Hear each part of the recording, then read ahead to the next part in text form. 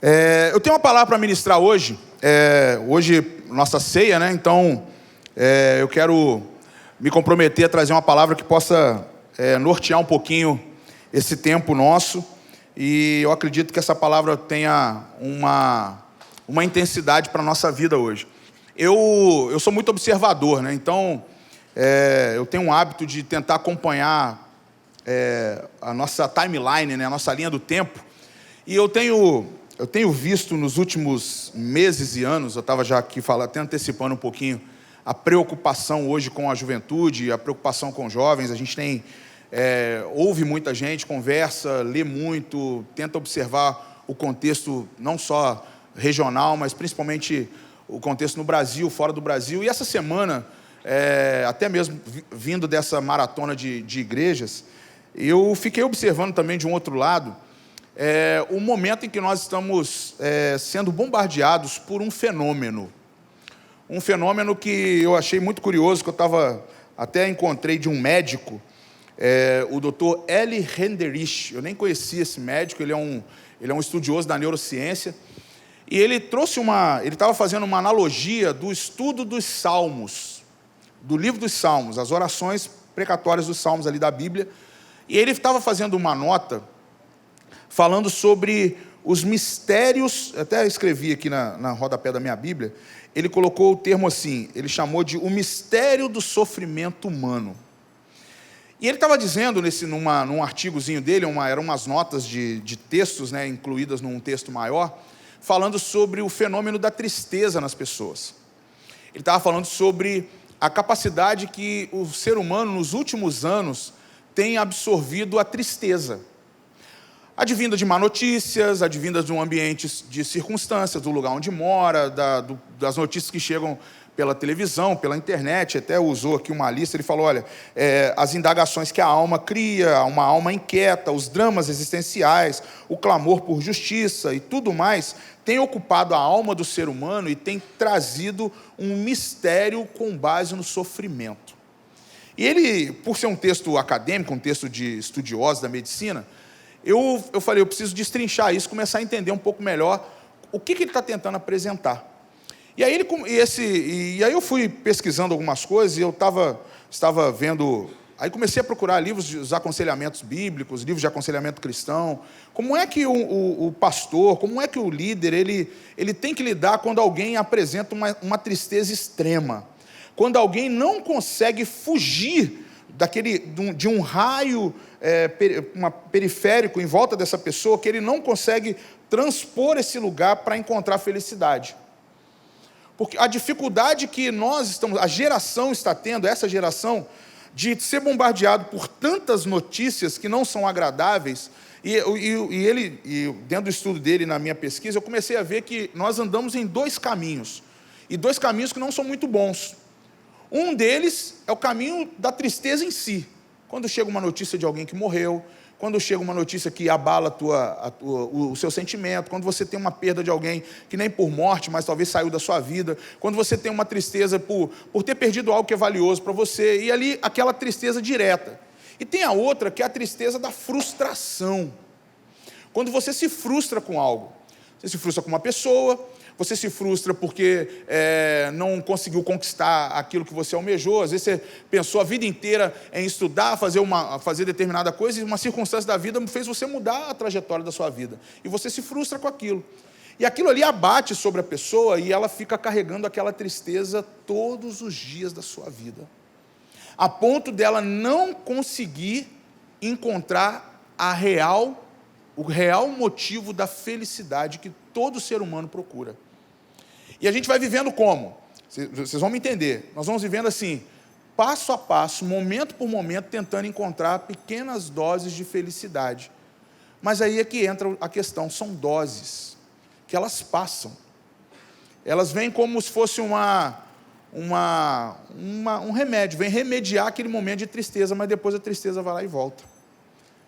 A Bíblia, o tempo todo, mostrando a trajetória do povo de Deus, mostrando a trajetória do povo de Israel, mostra uma construção que Deus quer fazer para que nós possamos entender que felicidade é essa que nós vamos encontrar lá no futuro, na glória com o Senhor.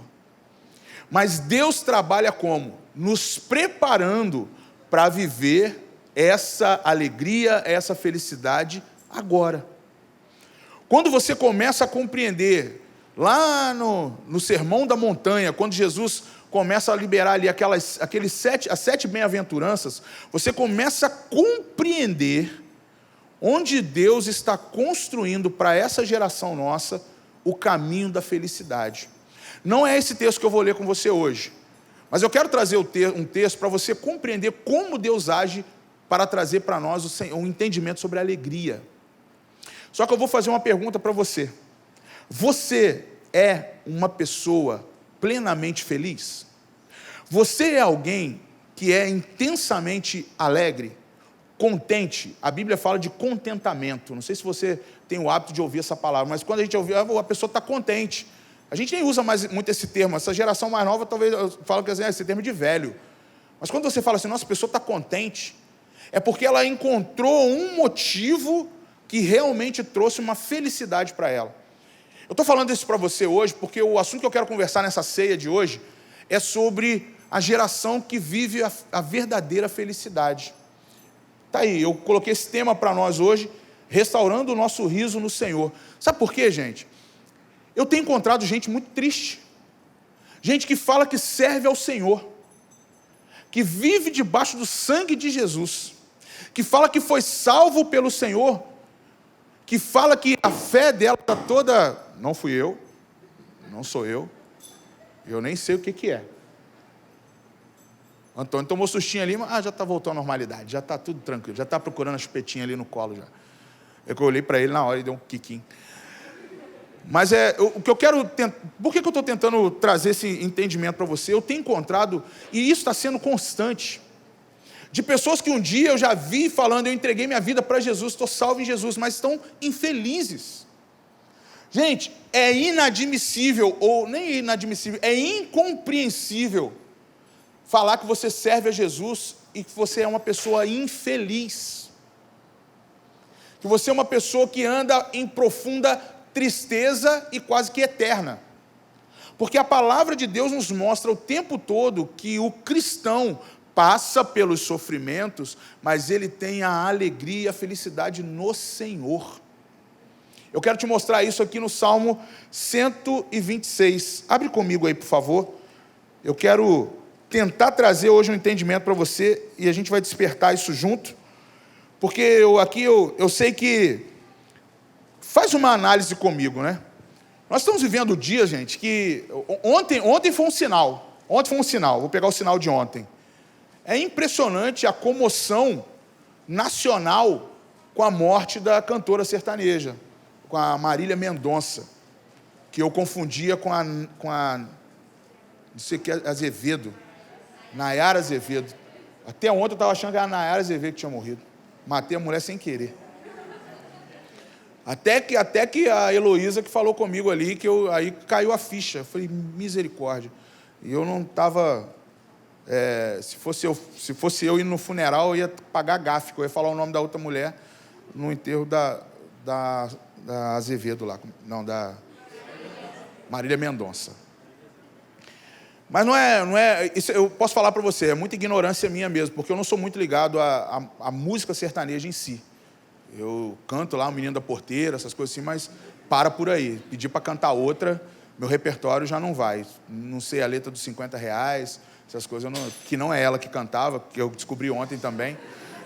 Então, para vocês verem como é que a minha cultura geral para música sertaneja, ela é vastíssima. Vai daqui até aqui, assim, mais ou menos. Mas por que eu estou falando isso? Ontem foi um sinal disso. Aí vem os remembers, né? A mídia começa, vai lembrar, aí resgatou a morte lá do Mamonas Assassinas, pegou todo mundo que morreu de acidente de avião. Time do Chapecoense, foi um negócio ontem. Eu já não sabia se eu estava vendo o sepultamento da moça ou se eu estava vendo os acidentes aéreos no Brasil. Foi um negócio assim que estava... Então, e aí, o que acontece? A mídia começa a enlutar todo mundo. Ela vai enlutando todo mundo. A mídia, ela precisa vender isso. Ela precisa vender desgraça. Ela precisa vender a tristeza do outro. A gente tem que aprender duas coisas com as redes sociais. Aquela que faz você gastar muito e aquela que faz você sofrer muito. Mídias sociais são para isso. ela faz você acompanhar a vida de outras pessoas e você vai lá e tenta reproduzir aquilo ali. Por quê? São os pequenos passos da felicidade.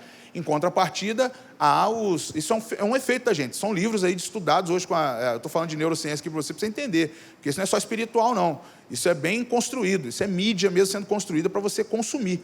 As empresas vivem disso. As empresas vivem fazendo a gente tentar. E isso faz o quê, gente? Qual é o resultado no final? Você nunca está satisfeito e da insatisfação vem a tristeza. Porque você fica tentando se suprir o tempo todo. Qual que é o melhor significado disso? Os iPhones. iPhone não para. Todo ano é um modelo novo. Porque ele mostra ali que é descartável e é insatisfatório. Larissa que eu digo, né, Larissa? Achei que eu não ia falar, né? Gente, por quê? Eu quero hoje que você pense comigo o que pode ser um gerador de tristeza na sua vida. O que está te fazendo não compreender o real motivo da felicidade? E eu vou pegar o povo de Israel para te dar uma noção. O Salmo 126 é um salmo muito louco, pequeno e com uma gama de coisas aqui dentro, de elementos nela, que me chamam muita atenção da construção da felicidade. Ela trabalha duas partes desse Salmo 126. A primeira parte do Salmo 126 trabalha a memória. É um resgate de algo que foi muito bom e que ali a nação de Israel resgata esse memorial para falar assim: um dia nós fomos muito felizes. O ser humano tem essa capacidade, ele lembra dos momentos mais importantes de extrema felicidade sobre a vida dela. Eu lembro do meu casamento, eu lembro da nossa primeira pegada, eu lembro do nascimento das duas, da flor e da pérola. São momentos que são marcantes, de extrema felicidade. É aquilo que provocou um êxtase, que provocou um sentimento que não se apaga. Porque você guarda, você registra aquilo ali como algo que te fez muito bem. O Salmo 126 está mostrando, essa primeira parte que eu vou ler com você, a memória do povo de Israel com algo que foi muito marcante para eles. Só que a ação do Salmo está mostrando que ainda existem pessoas que estão no cativeiro, pessoas que estão exiladas. Aqui, deixa eu te dar um contexto, antes de ler. Aqui está acontecendo que o Salmo está sendo escrito num período onde ainda existem os últimos exilados de Israel no período babilônico. Eles estão relembrando esse momento. Aqui está contando aqueles 70 anos de escravidão. O salmista aqui está jogando pesado em lembrar que foram dias difíceis. Se você for lá no Salmo 137, rapidinho aqui, antes de eu ler o 126 com você, deixa eu ler o 137 primeiro. Olha só o que acontece aqui. O Salmo 137 está dizendo assim: saudades de Jerusalém. É um texto que vem depois, mas ele conta um fenômeno de antes. E aqui está mostrando um salmo que é de muito peso, de tristeza. Esse salmo aqui está contando uma parte triste de Israel. Olha como é que o texto está dizendo. Às margens do rio da Babilônia, olha só, o cativeiro da Babilônia, nós nos assentávamos e chorávamos, lembrando-nos de Jerusalém. Nos salgueiros que lá havia, nós pendurávamos as nossas harpas, os instrumentos, pois aqueles que nos levavam cativos nos pediam para tocar canções. E os nossos opressores, aqueles que nos prendiam, queriam que fôssemos alegres. Olha só, gente.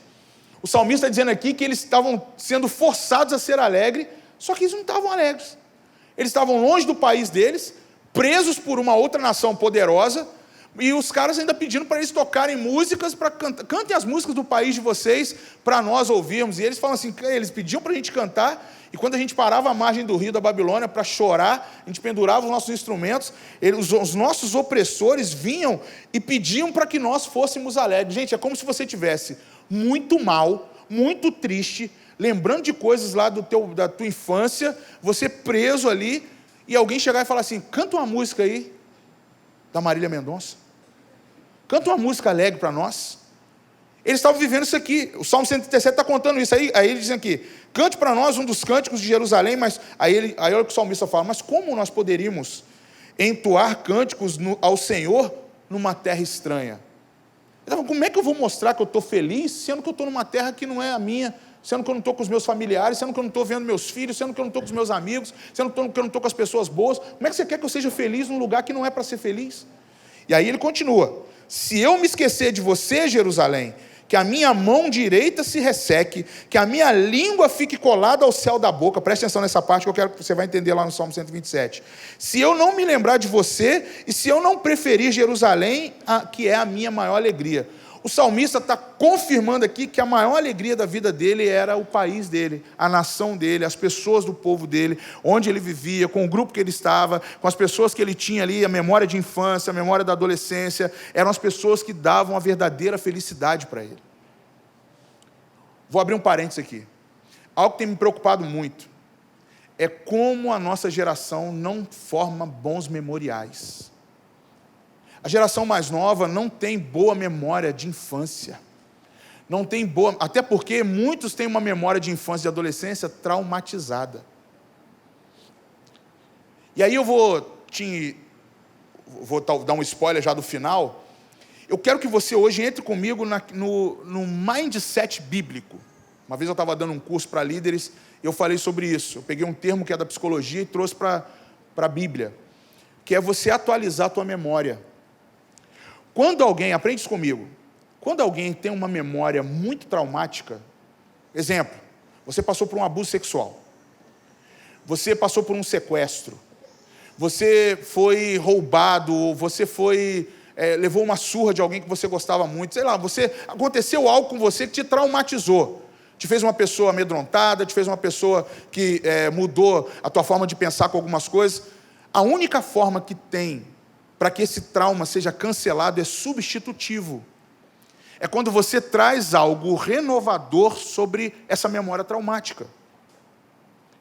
Por isso que muitos de nós não conseguimos, porque nós acumulamos a memória traumática com um momento de êxtase da felicidade. O Salmo 127 começa com um memorial do salmista, dizendo algo que era uma atualização da mentalidade daquele povo. Pensa, você está lidando com pessoas que estavam exiladas num lugar, tinham opressores com eles, pedindo que eles se mostrassem felizes, sendo que não estavam felizes. O que tinha que fazer? Eu precisava trazer uma memória de muita felicidade para a minha vida. E aí o Salmo 127 vem com essa pérola, só para citar o teu nome, meu amor. E aí vem com essa pérola da palavra de Deus aqui, que eu quero que você entenda hoje, o porquê da geração da verdadeira alegria. Olha isso. Olha só, eu vou aqui vou citar os 3 primeiros versículos, que para mim aqui é a memória, eu coloquei assim, memória da alegria incomparável. Repita comigo assim, memória da alegria incomparável. Antes de eu ler o texto, eu já vou profetizar algo sobre a tua vida. Eu quero que a sua mente hoje seja tomada de momentos de alegria que você teve na sua vida. Para você apagar aí essas memórias traumáticas, para você apagar cenas da sua vida que te trouxeram medo, te trouxeram impedimentos, impossibilidades, limitações. Porque essa geração está se encontrando muito limitada na forma de pensar, na forma de pensar alegre. Nós precisamos ser devolvidos à nossa felicidade. Olha o que o salmista diz aqui sobre a memória de uma alegria incontrolável. Ele diz aqui, incomparável: quando o Senhor restaurou a sorte de Jerusalém, ficamos como quem sonha. Pausa. O salmista já começa falando assim, olha, nós estamos aqui para restaurar algo que vem até como vai ser algo tão bom quanto aqueles melhores sonhos que uma pessoa pode ter. Quantos aqui sonham muito? Olha, quantos sonhadores, que bom. Estou falando de sonhos, não falei pesadelo, hein? Tá? Porque tem gente que já confunde na hora. Nossa, ontem eu sonhei com uma batida de carro, com não sei o quê. Para pastor é uma bênção, gente. Quando tem visão com o pastor é só coisa ruim. Eu não vi ninguém falando, pastor, eu te vi num Rolls Royce. Pastor, eu te vi entrando numa mansão. Mas aí o senhor passou direto e entrou num barraco lá atrás. É assim, o sonho com o pastor é assim. Ô, miséria, cara. Não dá nem para sonhar. Nalu, você não pode sonhar comigo vestindo uma camisa Fluminense. Já sonhou, né? Misericórdia. Hoje eu vim com a Florida, para mim já dá uma transição. Vamos lá. Presta atenção. Começa assim.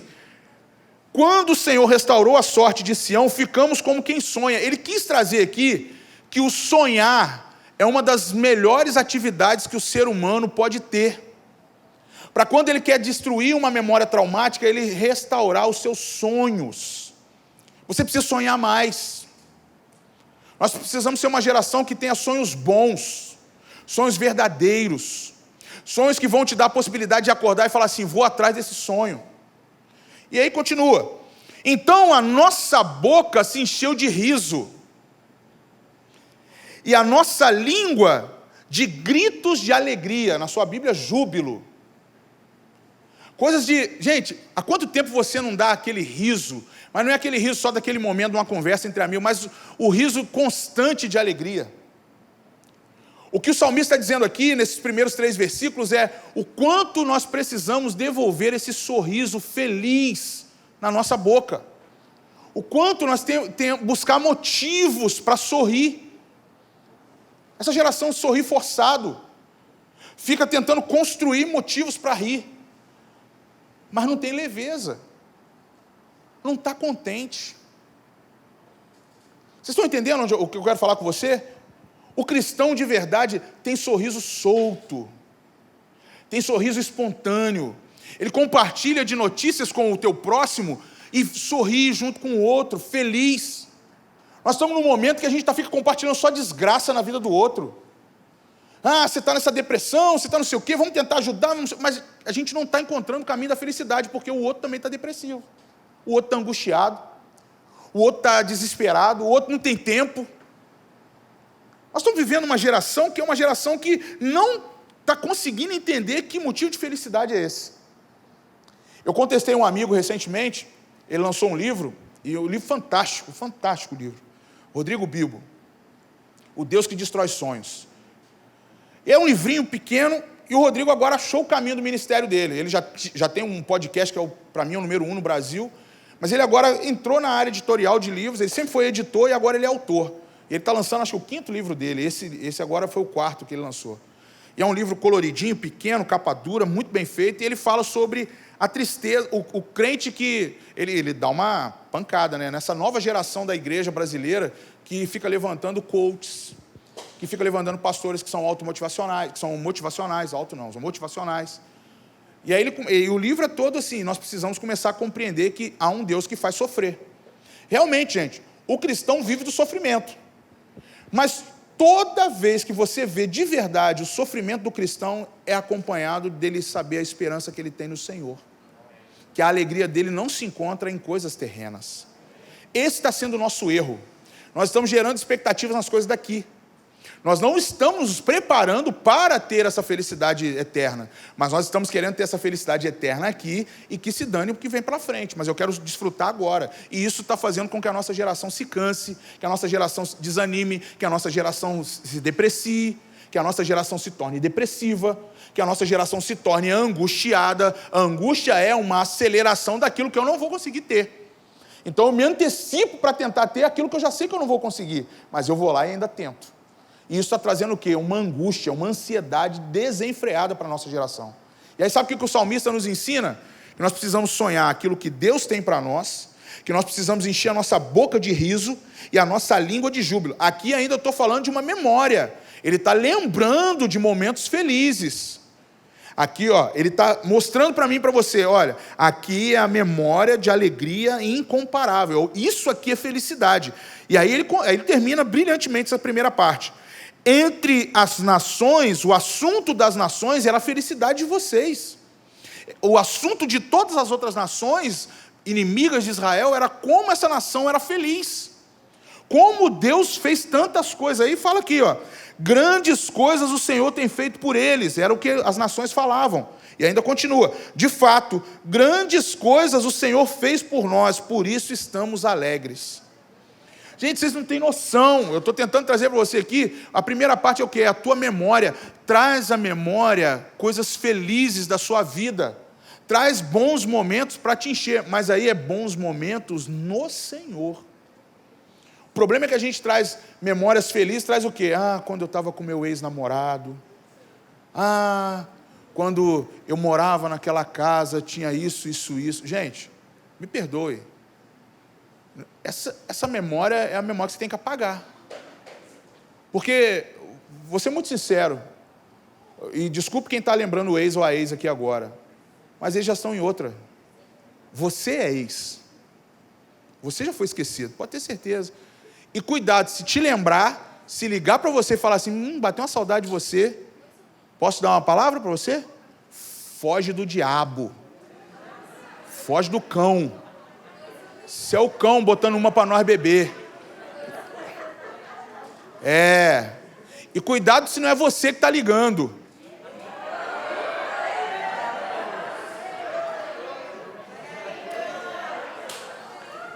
Aí aquela ligação, né? Amor, baby.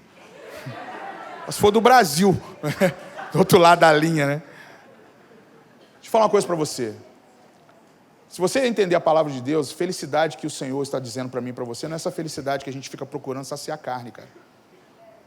A gente está tentando entrar nessa angústia nossa. E isso, eu vou ser sincero para você, isso não é a felicidade que nós queremos. Sabe qual é a felicidade que a Bíblia fala?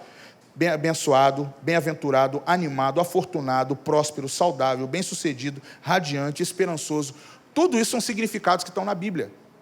São significados que estão na Bíblia do que é a verdadeira felicidade. Todas elas atreladas ao Senhor. Esse texto eu peguei provocativamente, porque pega aqui a nação no seu momento mais triste da vida deles, o cativeiro.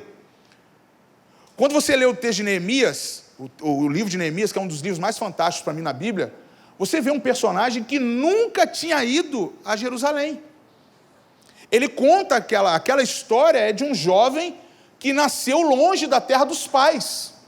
Ele não conheceu a terra onde os pais nasceram, onde os pais tiveram a história deles construída. O Neemias é um filho do cativeiro. Ele já nasceu exilado. E aí quando você consegue entender esses 70 anos de cativeiro de Israel, entra numa crise, porque, gente, como pode alguém que está necessitado, gritando, o salmista do Salmo 137 fala, eu grito aqui para cantar canções na minha terra, mas não na terra estranha. É como se nós que sabemos que quando encontramos Jesus na nossa vida, a nossa terra é o céu, e eu fico celebrando com coisas dos outros aqui na terra. O salmista está dizendo assim, cara, traz a memória, mas é coisas que você sabe que são os seus sonhos com os sonhos de Deus, que é o teu riso com a alegria que o Senhor tem para você, que é os gritos de júbilo, os gritos de alegria com que o Senhor tem para você. Mas nós estamos forçando a barra em encontrar a nossa alegria em coisas muito efêmeras, muito sem circunstância, muito sem substância. Eu estou falando isso para você que tem me preocupado muito, uma geração que não conhece o que o Senhor é capaz de fazer. Alguns de nós nascemos debaixo de um contexto muito infeliz. A gente não tem noção. Eu vou te dar uma noção. Vai comigo lá no livro de Atos. Dá uma ida lá no Novo Testamento. Vamos passear. Depois eu volto e fecho com a segunda parte desse salmo aqui. Mas vamos lá. Vai lá em Atos, capítulo 3. Dá uma passeada longa aí, lá no Novo Testamento. Passa os 4 evangelhos. Passa aí os sinóticos, vai lá em Atos dos Apóstolos, no capítulo 3. Eu quero ler com você a cura de um mendigo aleijado. Deixa eu trazer um contexto para você entender. Atos 3, aquele texto da Porta Formosa. Olha só, certo dia, Pedro e João estavam subindo ao templo, na hora da oração, às 3 horas da tarde, para algumas versões, hora nona. Estava sendo levado para a porta do templo, chamada Formosa, um aleijado, um coxo. Desde nascença, aleijado desde nascença, ou seja, já na barriga da mãe ele já tinha deficiência, nasceu deficiente.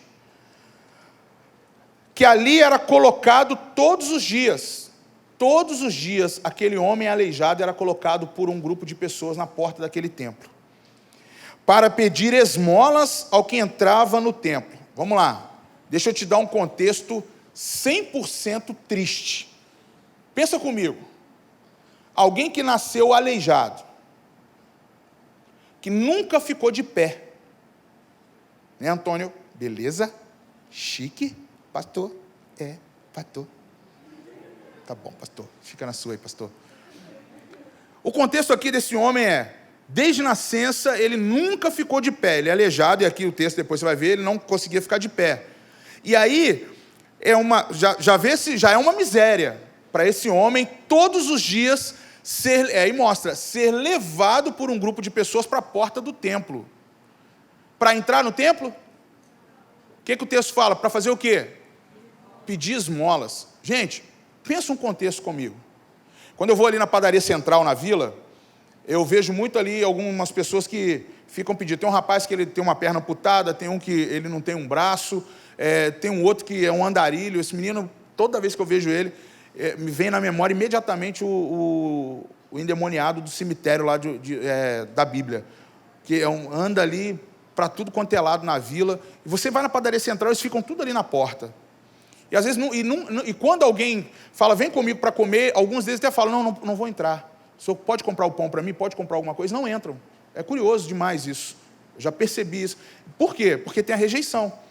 Esse aleijado aqui, ele não entrava porque a cultura judaica da época era não permitir que pessoas com um determinado tipo de deficiência pudessem estar no meio daqueles que eram, na visão deles, completo, que não tinha nenhuma mácula, não tinha nenhum defeito, era pecado alguém ter uma deficiência física. Então imagina você, desde que nasceu, aleijado das pernas, não conseguir ficar de pé, sempre ter que ser conduzido por alguém, carregado por alguém, e ainda colocado na porta do templo, sendo que nunca entrou no templo, nunca soube o que tinha lá dentro. Isso é uma completa tristeza. Pensa o contexto desse homem. Para melhorar tinha que ser a morte. Para melhorar tinha que ser a morte. Para ficar bem tinha que morrer. Porque quem vive, e detalhe, e pedindo esmolas todo dia. Eu não sei você, eu não sei se alguém aqui já morou na rua. Eu não sei se você já veio de um contexto de miséria. Eu não sei se você já teve um contexto na sua casa de faltar comida. E você passar vergonha de ter que seus pais se submeter a pedir a alguém alguma coisa para poder tentar trazer um prato de comida para dentro de casa. Eu não sei quantos de vocês já passaram por situações em que ter que sair para pedir alguma coisa para alguém. Estou falando aqui de necessidade. Não é aquilo que você tem e aí o teu pai ou tua mãe não quer te dar e você vai pedir um outro emprestado. Não é isso. Estou falando de faltar mesmo.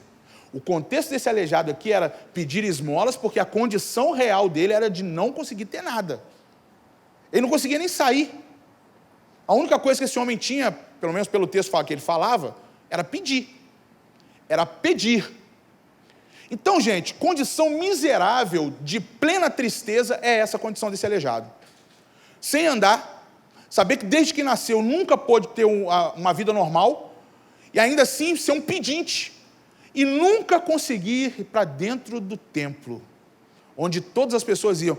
Agora imagine comigo, aquele homem na porta, ouvindo as pessoas falando, comentando da mensagem do sacerdote, a leitura do rolo, da leitura da Bíblia, da época, a pessoa começando a ter aquela percepção do lado de fora, sem conseguir. É a mesma coisa de chegar alguém ali, saber que nós estamos aqui celebrando aquele momento de louvor, vocês aqui jovens acabam o culto, conversam, vão ali, comem na neste, e ali fora tem aquele jovem, sem as pernas, ou talvez deficiência, não entra, porque primeiro ele se sente excluído, ele mesmo se exclui, e ele sabe que a regra do lugar, a lei do lugar é não aceitá-lo como ele é. Isso é a pior tristeza que um ser humano pode carregar. Às vezes a gente tem coisas tão pequenas, tem muita gente que fala assim, não, você não pode comparar, pastor. Não dá para comparar, o que eu estou sentindo é uma coisa, e eu sei que alguém pode ter perdido alguém, mas o meu sentimento também é de... Não, gente, pega esse quadro aqui, eu acho que foi um dos mais extremos que eu pude pegar, de um homem que não tinha condição de fazer nada, ele dependia dos outros. Depender dos outros é uma limitação, talvez a pior limitação para uma geração é quando você 100% depende de outra pessoa, porque você não consegue fazer nada. Você não consegue fazer nada, você só sabe pedir. Aí, entra na história Pedro e João. Os portadores da alegria. Os portadores da verdadeira alegria. O texto diz que Pedro e João estavam subindo juntos ao templo, às 3 horas da tarde. Primeira coisa que eu quero te ensinar, quando você vai realmente levar a alegria do Senhor na vida de alguém, não esteja sozinho. Você precisa ter alguém com você. Eu escrevi na minha Bíblia aqui que discípulos andam juntos, vão ao lugar certo juntos, porque eles estavam indo para o templo. Então, olha só, discípulos andam juntos, aqueles que portam a alegria do Senhor andam juntos, vão para o lugar certo juntos, e ainda dão aquilo que realmente as pessoas precisam. O cristão que quer a felicidade no Senhor não é individualista, não anda solitário, não fica sozinho, não amargura a solidão. Cristão que é cristão tem alguém por perto para compartilhar das bênçãos do Senhor sobre a vida dele.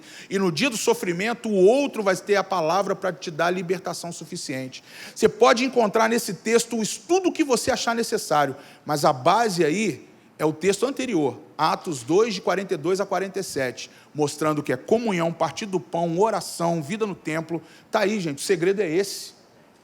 O segredo do salmista, lá no Salmo 127, é falar o seguinte: traz à memória aquilo que juntos nós conseguimos no Senhor, porque o próximo passo é nós encontrarmos outras pessoas que compartilham da mesma felicidade que nós. Nós estamos entrando num contexto, gente, que estamos encontrando cristãos infelizes. Eu vou colocar cristãos entre aspas, porque a Bíblia me mostra o tempo todo que nós temos o sofrimento de Cristo para que nós possamos ser felizes hoje. Ou então não está valendo de nada a salvação em Jesus. A verdadeira felicidade que eu e você precisamos encontrar é no Senhor. Nós estamos procurando em diversas outras coisas. Dinheiro é bom? Ótimo. Comida boa? Maravilha. Viagens? Excelente. Vai pro céu com a gente essas coisas? Agora, a gente está indo atrás disso e abandonando outras coisas importantes. Eu estava ouvindo uma pessoa de muita relevância aí no meio do entretenimento, e ele estava falando, a entrevista dele, ele estava falando, em 5 anos eu tive uma ascensão meteórica financeira. Comecei a ter muito trabalho. Na pandemia, então, esse cara ficou milionário. Porém, se afastou, ele não percebeu, ele se afastou de todo mundo. Não pela pandemia, mas o que ele foi construindo, ele viu que ele construiu uma carreira de solidão. E aí a frase célebre dele: alcancei o sucesso, mas agora eu sou infeliz, eu tenho um insucesso na minha vida pessoal. Não confio em ninguém. As pessoas não confiaram mais nele, porque acham que o dinheiro é o dono dele, que o sucesso virou o dono dele. O que eu estou tentando falar para vocês é que ou a gente equilibra isso no Senhor, ou realmente nós vamos cavar um buraco, e a nossa geração não vai conseguir sair. E hoje eu quero trazer esses dois contextos para vocês, é a memória. Agora, vamos terminar o texto para você compreender o que aconteceu com esse homem aleijado. Pedro e João encontraram com ele, aí tem um diálogo. A primeira coisa que acontece é um contato visual. Aquele aleijado olha fixamente para eles dois. E os apóstolos, os discípulos de Jesus ali, Pedro e João, vão lá e falam: olha, você está pedindo esmola para nós, a gente não tem dinheiro aqui para te dar. Pausa. Os discípulos de Jesus não tinham dinheiro, não tinham prata nem ouro. Ou seja, não era uma galera de grana naquela hora. Não estava abastadinho. E nem tinha cartão de crédito naquela época. Pix, então, esquece. Não tinha. Então, pensa comigo. Se os dois... Agora, eu fiquei pensando assim, será que o Pedro e João é igual a mim, assim, quando alguém vem me pedir dinheiro, eu fico pensando assim, o que essa pessoa vai fazer com dinheiro, cara?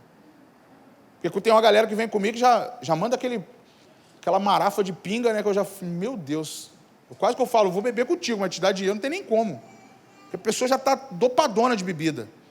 Mas aí pensa comigo. Pedro e João olham para aquele homem. Primeiro, ele não pode andar. Depende dos outros para carregar. Esse cara não vai fazer besteira se eu der dinheiro para ele. Então, esse pensamento eles já excluíram. Só que realmente os discípulos não tinham recurso para poder ajudar aquele pedinte de esmola. Até porque os discípulos também viviam à base de arrecadações.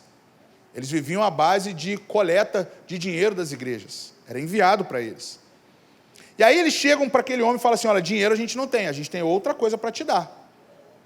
E aí entra o momento talvez mais interessante, não um milagre, mas o discernimento do que aconteceu. Olha o texto, vamos ler. Olhe para nós. O homem olhou para eles com atenção, esperando receber deles alguma coisa. Verso 6. Disse Pedro: eu não tenho prata nem ouro, mas o que eu tenho, isso eu vou te dar. em nome de Jesus Cristo Nazareno, ande. Ele deu uma voz. Ele falou, não tenho ouro nem prata, mas vou te dar um comando, vou te dar uma voz. No nome de Jesus de Nazaré, ande.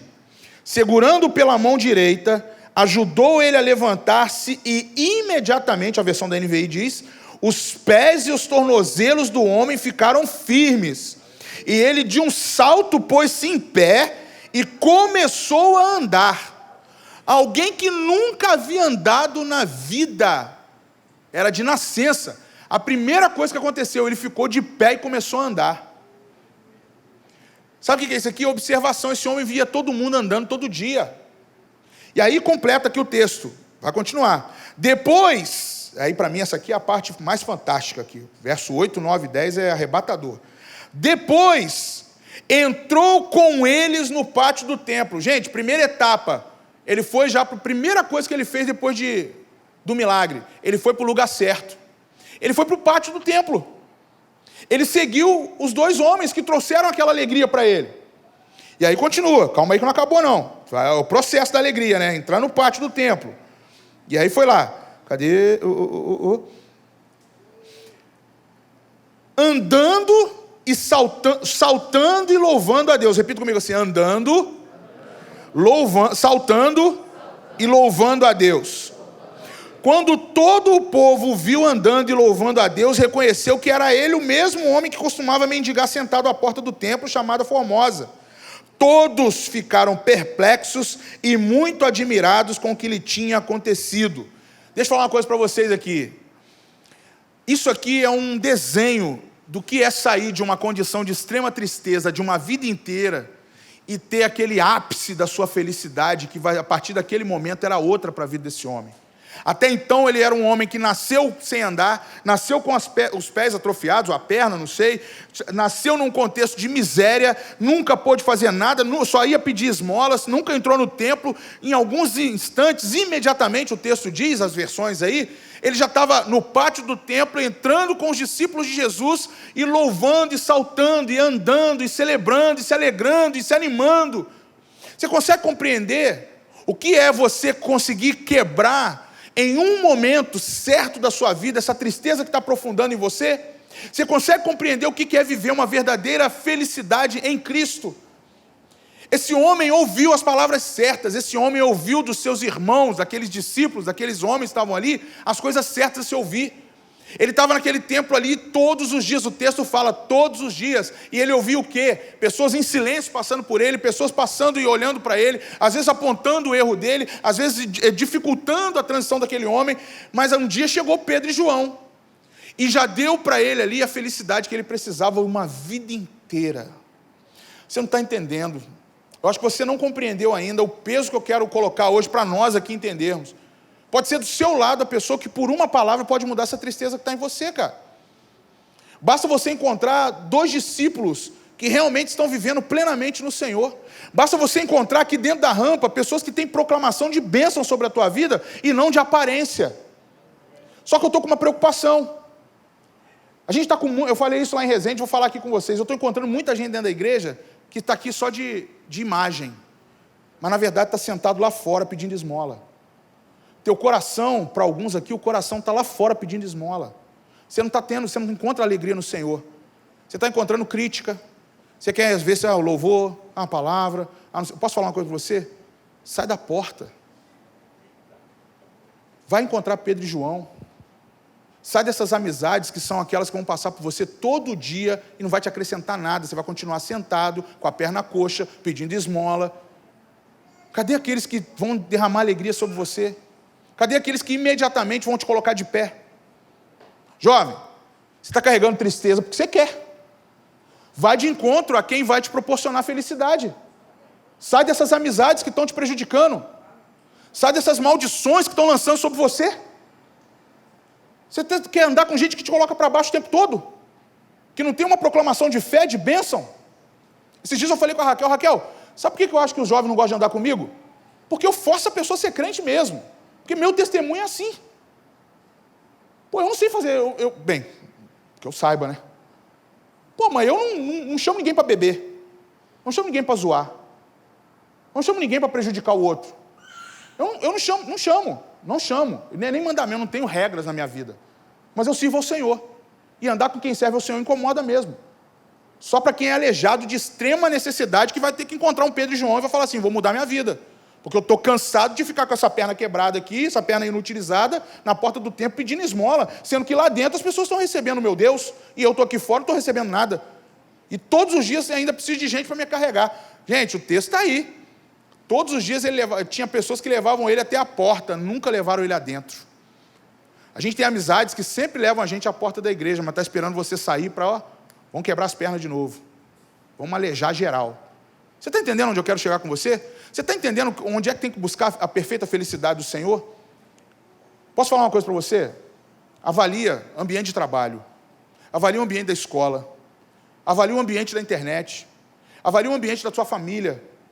Se você está nesses lugares e você está ouvindo o tempo todo a condição de ser triste, você precisa buscar essa felicidade no Senhor e mudar o quadro desses lugares onde você está. Só que acontece o quê? Triste demais, Caio, a pessoa quer sair fora. Eu vou sair da minha casa, eu vou sair do meu trabalho, eu vou sair do grupo que eu estou. Mas você em momento algum pensou assim, eu preciso entrar celebrando, eu preciso entrar louvando meu Deus. Gente, pensa comigo, qual foi a última vez que você de verdade louvou, glorificou e celebrou o Senhor? Na tua casa, com os teus amigos, com a tua família. A gente tem um grupo de jovens aqui que só vem domingo na igreja. E durante a semana, um Deus me acuda. Eu não queria levar para esse lado, mas eu preciso te mostrar o que é uma geração que vive de verdade a felicidade. Volta lá no Salmo 127, por favor. Deixa eu ler a outra parte. Eu vou encerrar a palavra.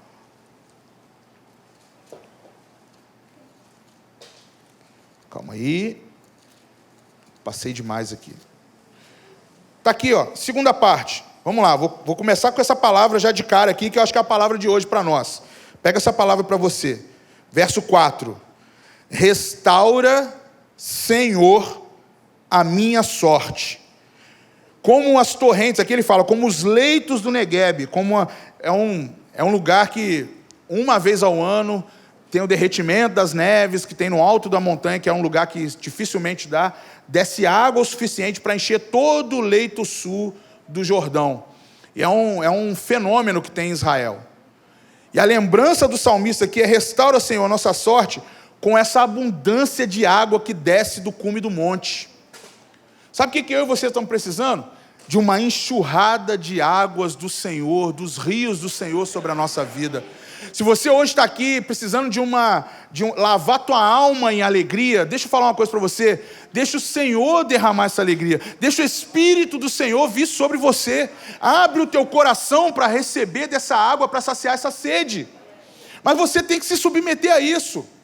Se você ficar com o coração duro, se você ficar resistindo, se você não abrir a tua cabeça para entender, eu vou falar a minha tese, né? Domingo, por mim, eu faria culto 7 da manhã. Porque para o pastor é um sacrifício pegar uma igreja cansada. Culto de jovem à noite, gente. Fui pregar em umas igrejas que só misericórdia. Às vezes o louvor já dava sono na galera. E você tem que... gente, a nossa geração está cansada. Vou dar uma dica para você. Assiste lá o documentário Sociedade do Cansaço, baseado num livro de um sociólogo coreano, Globoplay. Vai ver como é que a nossa geração está. Extremamente cansada, viciada nesse aparelhinho na nossa mão. Isso está matando, cansando a nossa geração. Nós não temos mais a nossa atenção. A gente vem no culto e aqui vê o pastor pregando e está vendo imagens de outras pessoas. A gente está vendo a vida das outras pessoas passando. É assim que a gente está vivendo hoje. Isso está o quê? Cansaço. Isso é fadigante. A gente está acolhendo muita informação. O salmista está dizendo aqui: eu preciso de uma enxurrada do alto, vem do Senhor para a minha vida. Restaura a minha vida, Senhor, como as águas que correm do Negueb. Eu estou precisando de algo que vem do alto. Eu não estou precisando de algo que vem do raso, vem daqui de baixo. Mas eu preciso de algo que é totalmente diferente daquilo que eu estou vivendo agora. O salmista está mostrando para mim e para você aqui: restaura, Senhor, a nossa sorte. Faz eu viver agora a alegria daqueles que na minha memória viveram há tempos atrás. E os que com lágrimas semeiam, com júbilo vão ceifar. Aí ele traz para uma linguagem agrícola, que é a linguagem da época. Você pode trazer para o seu dia. Traz para os dias de hoje. Contextualiza a palavra. Aqui é um contexto agrícola, tá? O salmista era, na época, ali era colheitas. Eu tive o privilégio de poder caminhar lá na região do Jordão, e realmente é um lugar. Israel ainda tem muitos lugares de parte agrícola, principalmente onde tem as histórias, o Vale de Elá, de Davi e Golias, ainda é uma região de muita plantação, as margens do Jordão todinha, algumas partes da Galileia, são regiões agrícolas. A Galileia, então, é de pesca o tempo todo. Ainda existe esse tipo de cultivo lá. Mas uma coisa eu preciso tentar trazer um contexto para você. Ele aqui coloca assim: os que com lágrimas semeiam, os que estão debaixo de muito peso, estão sofrendo com o cativeiro, os que estão debaixo da dificuldade, os que ainda estão sob opressão, aqueles que ainda estão lá presos pelos nossos os exércitos inimigos, esses ainda que estão em tristeza, eles vão jubilar. Eles vão ter uma colheita de alegria, com júbilo ceifarão. Esse texto aqui a gente usa. Gente, esse salmo aqui você pode usar ele para a tua vida. Coloca o teu nome quando fala de Jerusalém. Quando fala de Sião, põe o teu nome. Faz essa prática em casa hoje. Você vai ler o salmo de novo, você vai falar assim, e quando colocar Sião, fala o teu nome lá. Mas eu preciso hoje resgatar com você, restaurar em você a possibilidade de viver essa colheita de alegria. Eu quero encontrar os jovens da rampa, aqueles que estão debaixo do meu pastoreamento, felizes. Eu quero ver minha casa feliz. Gente, o ano de 2021 foi tiro, porrada e bomba. Na minha casa foi. Pensa de tudo quanto é jeito. Mas em hipótese nenhuma eu vou ver a minha felicidade sendo roubada. Esses dias eu testemunhava para a Raquel. Falei: Raquel, a gente tem muita luta, como pastor, como homem, todos os tipos que você pode pensar. Mas uma coisa eu tenho convicção: eu sei o Senhor que eu sirvo, eu sei o Deus que age na nossa casa, na nossa família.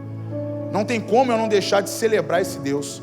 Não tem como você deixar de celebrar o Deus. Se você realmente entende isso, hoje eu vou pedir a você: restaura essa alegria que está dentro de você. Essa alegria, essa tristeza está te abatendo demais, está te enfraquecendo na fé, está te impossibilitando de ficar de pé, está te fazendo desanimar, está te fazendo desistir. Muitos dos jovens que não estão nessa igreja hoje foram aqueles que desistiram por causa da tristeza. E aí o que a gente faz quando está triste? Justifica tudo. Justifica tudo. Gente, eu já vi gente sair daqui porque terminou o namoro e não quer encontrar com a pessoa de novo dentro da igreja. Eu já vi gente aqui que brigou por causa de que um foi para a célula do outro. Eu já vi gente brigar aqui porque o problema foi lá fora, mas colocou a culpa em gente aqui dentro. Que você falou alguma coisa na rede social, acabou prejudicando outra pessoa. Esse é o motivo da nossa alegria? É isso que a gente precisa buscar? É isso que a gente aprende no livro de Atos, aprende com o salmista? Não. É uma memória que traz uma alegria, que um dia foi incomparável, e que agora a gente cria uma expectativa exitosa. Eu fui procurar a palavra êxito no dicionário. Quando a segunda parte fala que é uma alegria em êxito. A primeira palavra que aparece no significado de êxito no dicionário que eu procurei era uma alma próspera. Êxito é prosperar. Prosperar em quê? Na alegria. Nós precisamos de prosperidade na nossa alegria.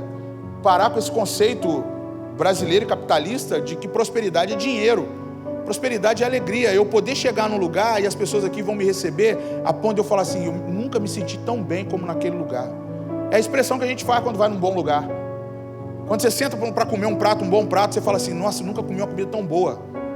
Já que você come todo dia, mas você vai lá e tem aquela experiência. Quando você é abraçado por alguém, você recebe um carinho, você fala: nossa, eu nunca fui abraçado de uma forma tão carinhosa como foi aquela pessoa me abraçou. Os apaixonados então, né? Todo dia é uma experiência inédita. Mas aí eu penso assim comigo: cara, eu quero vir para a igreja e eu quero ter uma experiência de alegria. Eu quero ter uma experiência que eu vou sair revigorado e durante a minha semana eu só vou testemunhar o êxtase de felicidade que eu tive ao estar com os meus irmãos. Eu quero chegar para as pessoas, eu quero chegar para as minhas filhas, eu quero chegar para os meus amigos, eu quero chegar para minha esposa, sabe o que eu quero falar? A gente estava cortando o cabelo, eu estava lá no Thales lá. Sabe que eu quero chegar lá no Thales, o dia que eu for cortar meu cabelo, bater um papo com ele lá, eu quero contar de momentos de alegria que eu tive. Que eu saltei, que eu jubilei, que eu glorifiquei o nome do meu Deus. É isso que eu quero testemunhar. Os lugares onde a gente andar, eu testemunhar para as pessoas assustarem. Cara, mas você vive feliz desse jeito aí? É porque eu tive uma experiência maravilhosa com a minha família na fé. Agora, o que acontece com a gente? A gente está indo embora, gente. A gente está frustrando a expectativa do Senhor. A igreja está virando rotina. A igreja não está virando indispensável. Essa igreja aqui já foi a igreja número 1 de Volta Redonda em coisas inéditas para se fazer. E aí morre a criatividade. É do pastor? Pode ser. Pode ser. Eu não vou falar para você que eu não andei triste. Mas agora eu preciso de um rebanho que entre comigo na felicidade que eu estou vivendo do momento. Para a gente começar a fazer coisas criativas e maravilhosas aqui. Tá entendendo, Taizinha? Eu preciso restaurar a alegria dessa galera daqui. E vai ser o meu objetivo com você. Só que você precisa vir mais animado. O Salmo termina com o último versículo. Dizendo assim: quem sai andando e chorando, enquanto semeia, enquanto joga sementes, faz a sua plantação, voltará com júbilo, voltará gritando de alegria, trazendo os seus feixes. A versão Thompson, a Bíblia Thompson, uma das Bíblias de melhor referência que tem aí no mercado, ela colocou na lateral assim, quando cita trazer os seus feixes, ela fala assim: ganhar almas. A maior felicidade para qualquer cristão, qualquer um que fala assim, eu sigo a Jesus na minha vida, o melhor resultado de alegria e felicidade é ganhar almas para o Senhor. Sabe por que nós estamos tristes? Sabe por que muitas igrejas estão tristes? Sabe por que muitas ovelhas estão tristes? Não fazem o mínimo esforço para ganhar almas para o Senhor. O dia que nós estivermos diante do grande tribunal, diante do julgamento, e o Senhor nos perguntar, o motivo da nossa entrada vai ser: Senhor, eu tive alegria em apresentar frutos ao Senhor. Você quer ter uma geração de verdadeira alegria sobre a tua vida? Ganhe almas. Apresente frutos para o Senhor. Por isso que nós estamos tristes. Nós perdemos a pegada. Eu sei que talvez 5, 6 aqui dentro tem sede. Mas, se eu fizer a pergunta agora, pode ser que a nossa tristeza se abata. Porque a alegria de todo cristão é apresentar almas para o Senhor. Cadê os seus feixes? Cadê seus frutos?